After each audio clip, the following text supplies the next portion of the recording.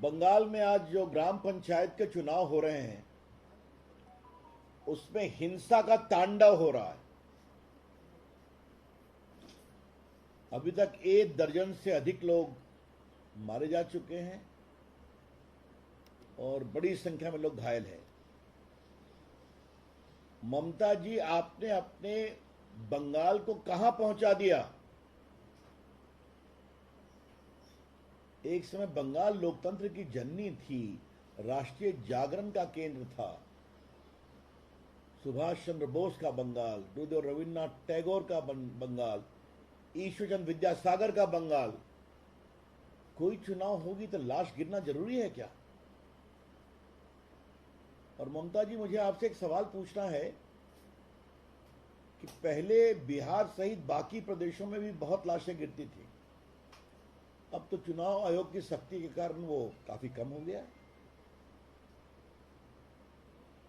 आपके यहां भी लोकसभा के चुनाव होते हैं तो चुनाव आयोग की सख्ती के कारण हिंसा थोड़ी कम होती है, लेकिन जब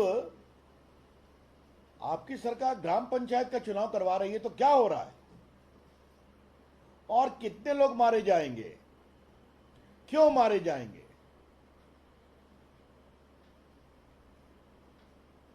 सेंट्रल फोर्सेस को भी कायदे से काम नहीं करने दिया जा रहा है,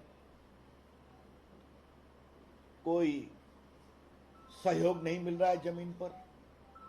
ममता जी की पुलिस एक प्रकार से पॉलिटिकल आउटफिट के रूप में काम करती है, क्योंकि मुझे मालूम है कि जो कुछ ईमानदार प्रभावी पुलिस वाले हैं उनको उचित प्रोत्साहन नहीं मिलता या काम करने नहीं दिया जाता।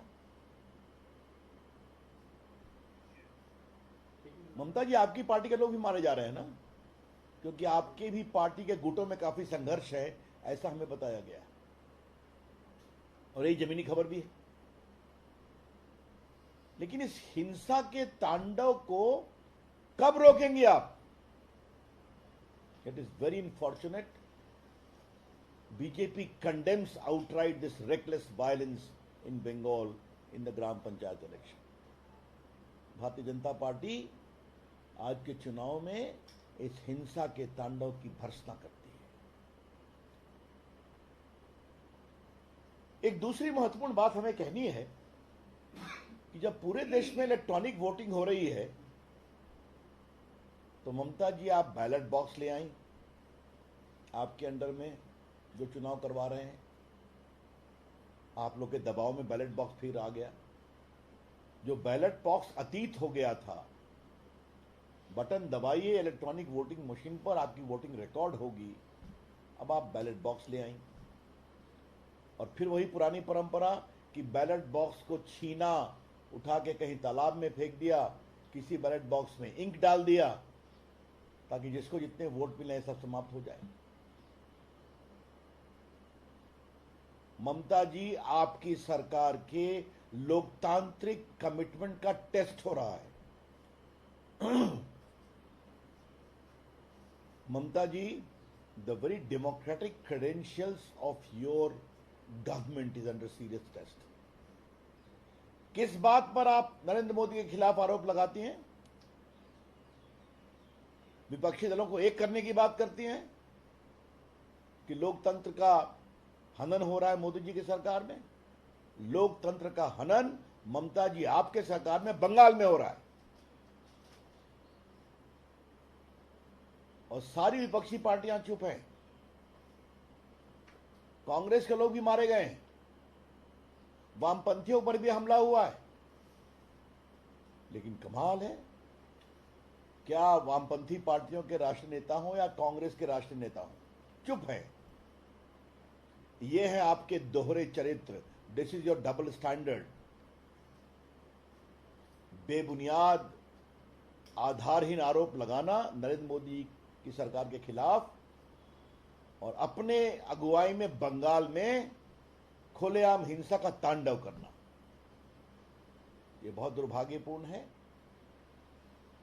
हम एक ही बात कहना चाहेंगे, ममता जी, बंगाल की जनता देख रही है और जब कोई प्रदेश का मुख्यमंत्री हिंसा का तांडव करता है या करवाता है, तो इसका संदेश यही जाता है कि जनता इनकी विदाई जल्दी ही करने वाली है। और आपके इस आचरण के कारण लोकतंत्र तो बहुत शर्मसार हुआ ही है, बंगाल की गौरवशाली जनता को भी बहुत दुख लगा है।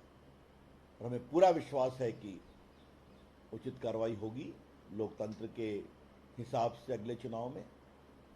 लेकिन एक बात हम स्पष्ट अपील करना चाहेंगे कि काउंटिंग ठीक से होनी चाहिए और जिन लोगों ने चुनाव की प्रक्रिया को बाधित करने की कोशिश की है उनके खिलाफ सख्त से सख्त कार्रवाई की जाए।